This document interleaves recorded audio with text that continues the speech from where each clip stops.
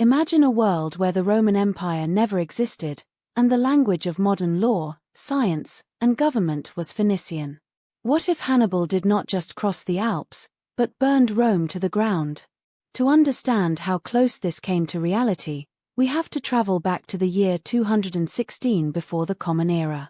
On the dusty plains of Cannae, in southern Italy, the Carthaginian general Hannibal Barca pulled off one of the greatest military masterpieces in human history. With a smaller, multinational army, he surrounded and annihilated 80,000 Roman soldiers in a single day. Rome was paralyzed with terror. The gates of the city were virtually undefended. In our timeline, Hannibal hesitated. He lacked the heavy siege equipment and the reinforcements needed to take the fortified walls of Rome, choosing instead to try and break Rome's alliances. But what if he did not hesitate? What if Hannibal decided to gamble everything on one final, desperate march to the gates of Rome? With the Roman Senate in panic, the citizens of Rome would have looked out from their walls to see the dust rising from Hannibal's approaching cavalry. Without an organized army left to defend them, the city would have fallen. Hannibal would not just have occupied Rome, he would have dismantled it. The Roman Republic would have been choked to death in its infancy. The temples to Jupiter would be pulled down. The Senate House would be burned to ash. The very name of Rome would become nothing more than a cautionary footnote in the archives of Carthage. With Rome erased, the entire trajectory of human history shifts. First, consider the geopolitical vacuum. The Roman Empire was a centralized, militaristic machine. It conquered through iron, built straight roads to march its legions, and forced its language, law, and culture upon millions. Carthage was entirely different. Carthage was a Phoenician maritime republic. They were traders, merchants, and sailors. Their empire was not built on territorial conquest, but on trade routes, harbors, and wealth. If Carthage had won the Punic Wars, Europe would not have been Romanized.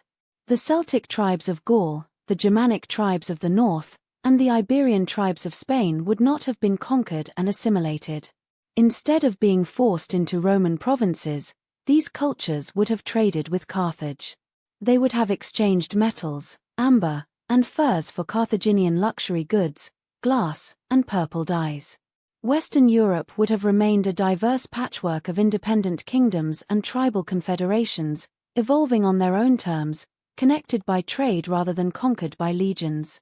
The cultural impact would be staggering. Today, the languages of French, Spanish, Italian, and Portuguese exist because of Latin. If Rome fell, Latin would have died with it. The dominant language of diplomacy, trade, and science across the Mediterranean and beyond would be Phoenician, a Semitic language closely related to Hebrew and Arabic.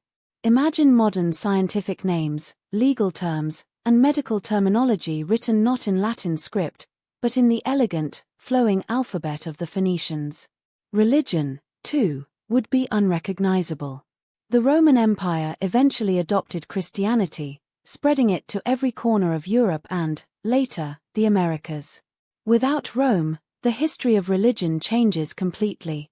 The pagan pantheon of Carthage, centered around the gods Baal Hammon and the goddess Tanit, would have dominated the Mediterranean.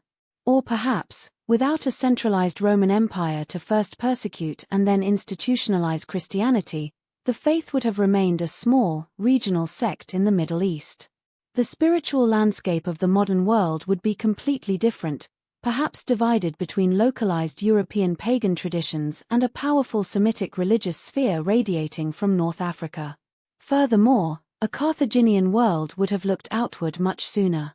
Rome was a land power, suspicious of the deep ocean. Carthage was born of the sea. Their captains were legendary. Explorers. Centuries before the Punic Wars, Carthaginian explorers like Hanno the Navigator had already sailed down the west coast of Africa, and others had reached the British Isles. With the wealth of the Mediterranean fully in their hands, and no Roman threat to hold them back, Carthaginian ships would have pushed further. It is highly likely that their advanced naval technology would have conquered the Atlantic Ocean centuries before Christopher Columbus. We might have seen trade routes established between North Africa and the Americas over 1,000 years ahead of schedule. The political systems of the modern world would also be fundamentally altered. Rome gave us the concept of a centralized republic, which later morphed into imperial autocracy. Carthage was governed by a unique constitution praised by Aristotle himself, featuring a senate, a council of elders, and elected magistrates called Sophetes. It was a system built to serve a mercantile elite. A modern world built on Carthaginian foundations might have developed global corporate republics and trading coalitions much earlier, bypassing the dark ages of feudal kings and absolute monarchs. Ultimately, the fall of Rome to Carthage would mean the cradle of Western civilization would not be in Europe, but in North Africa. Tunis, the modern city sitting near the ruins of ancient Carthage, would be the global metropolis of the world. It is a haunting reminder of how fragile history truly is. A single decision by a Carthaginian general on a dusty Italian plain changed the destiny of billions of people. What do you think? Would a world ruled by merchants have been more peaceful than one ruled by Roman legions, or would new empires have risen to take Rome's place? Let me know in the comments below. If you loved this journey into alternate history, make sure to hit that like button, subscribe to the channel, and turn on notifications. We have many more historical mysteries and mythologies to explore. Thank you for watching, and see you in the next video.